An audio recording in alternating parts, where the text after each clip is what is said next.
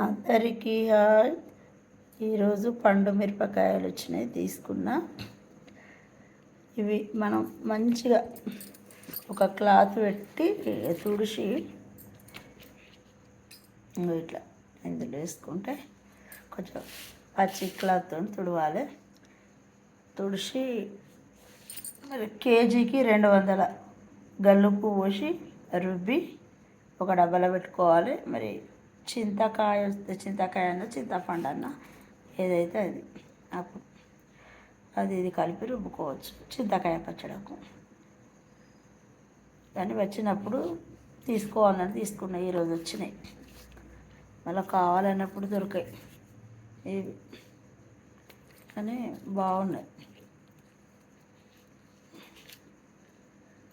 మరి వచ్చినప్పుడే ఇది తీసుకోవాలి కదా. చింతకాయ పచ్చడి అంటే బాగుంటాయి, మస్తు అనిపిస్తుంది. మసాలా ఒకటి కేజీ బావు.